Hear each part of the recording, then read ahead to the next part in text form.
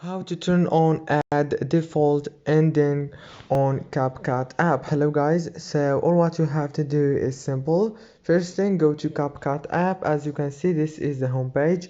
Now go to the top corner, click on the settings icon here in the top.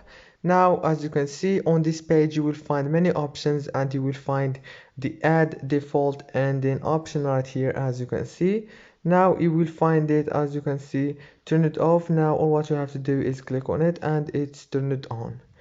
If this video was helpful, please don't forget to like and subscribe. And yeah, thank you so much for watching this short tutorial video. See you in the next video.